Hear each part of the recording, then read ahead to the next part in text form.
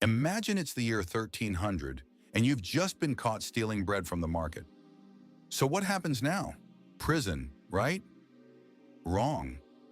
Here's the strange truth. For most of human history, prison as a punishment barely existed. There were dungeons, sure, but they were waiting rooms, places to hold you until your trial, not the sentence itself. The idea of locking someone up for years as the punishment would have struck a medieval judge as completely absurd. So what did they actually do with criminals? The answer is a wild tour through fines for severed fingers, trials decided by boiling water, professional duelists, church hideouts, and one of the loneliest jobs in human history. Buckle up. First, why no prisons? Simple economics. A prison means feeding, guarding, and housing a grown adult who does nothing for years. To a medieval town that survived harvest to harvest, that was an insane luxury. Why would the village pay to keep a thief warm and fed all winter when half the honest farmers were hungry?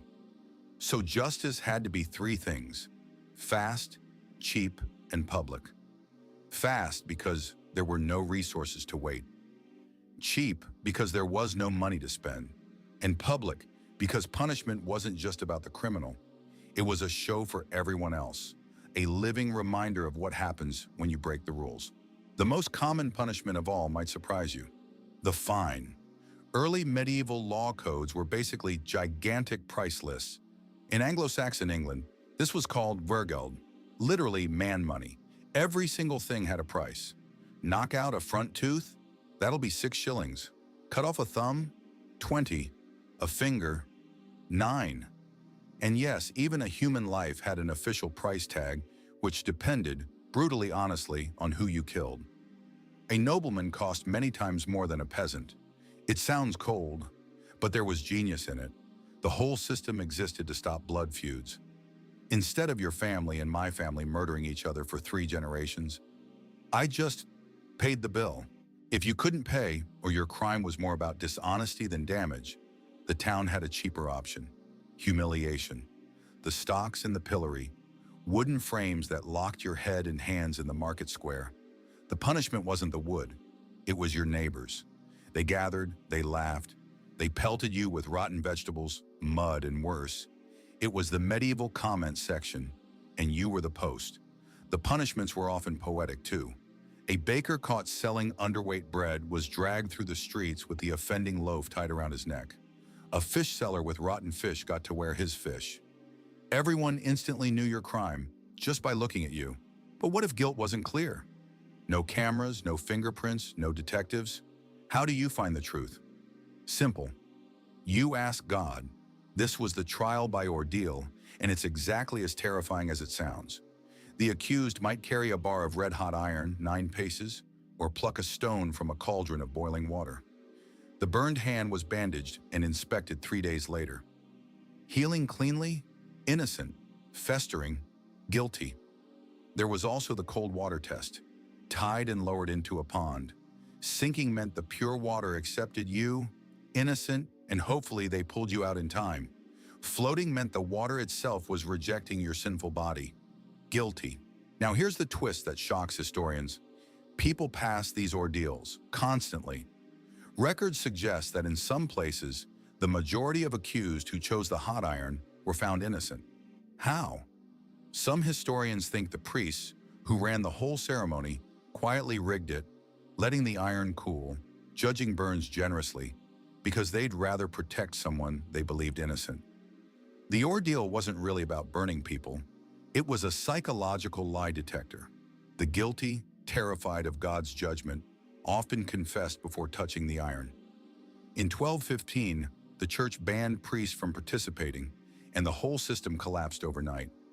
Its replacement, in England at least, was a strange new experiment, asking 12 ordinary neighbors to decide. The jury. There was one more way to settle it: trial by combat. If you accused me, I could demand we fight it out, and let God strengthen the honest arm. Nobles fought duels over insults and inheritance. But here's the best part. If you were old, injured, a woman in some regions, or just rich and sensible, you could hire a champion, a professional fighter who would duel in your place for a fee. Yes, freelance court warriors existed, medieval lawyers with swords, and some made a fine career of it. It sounds insane, but the logic was airtight to them. God would never let the liar's champion win. Trial by combat lingered in English law, technically all the way to 1819. For repeat offenders, though, medieval justice had a darker toolbox. Marking. A brand burned into the hand or cheek, a letter T for thief, so every future market you walked into could read your record at a glance. Sometimes an ear was cropped or a nostril slit. Cruel, absolutely, but understand the logic. In a world with no databases, no ID cards, no way to check anyone's past, your body was your criminal record. A merchant meeting a stranger could know instantly whether this man had been trusted before. The punishment wasn't just pain, it was information, written where it couldn't be deleted. And if a criminal was too dangerous to keep around, but execution felt too harsh, you simply deleted him from society. Exile, banishment from the town or the realm. In early England, there was something even more chilling. Outlawry. A man declared an outlaw was placed outside the law's protection entirely and carried the wolf's head, meaning anyone could kill him on sight, like a wolf, with zero consequences. No guards needed, no cell, no rope. The wilderness itself became the prison, in every stranger's hand, a potential executioner. When you hear Robin Hood called an outlaw, that's the actual meaning. A man the law had officially stopped protecting. But medieval justice had an escape hatch, and it was a church door. Sanctuary. A fleeing criminal who reached a church, sometimes just grabbing a special knocker on the door, could not be touched. Not by the sheriff, not by the mob, not by anyone, for 40 days. Dragging him out was sacrilege. Then came the deal: confess your crime, surrender your possessions, and abjure the realm. Swear to leave the kingdom forever. Then you walked barefoot, carrying a wooden cross, along the king's highway to the port they assigned, and boarded the first ship out. Thousands took this deal. Medieval England literally exported its criminals, one barefoot pilgrim at a time. Someone had to carry out the grimmest sentences, and that brings us to the loneliest job of the Middle Ages, the executioner. He was essential, well-paid, and completely untouchable, in the worst way. He lived outside the town walls. Nobody shook his hand. Nobody sat near him in the tavern, and in church he had his own isolated pew. His children could usually only marry other executioners' children, creating literal executioner dynasties, like the famous Sansom family, who served France for 6 generations. And here's the strangest part. Many executioners doubled as healers. They knew anatomy better than most doctors, and the same townsfolk who shunned them by day came knocking at night, quietly, to have a bone set. And what about execution itself? It was rarer than movies suggest, usually reserved for the worst crimes. But when it happened, it was the biggest show in town.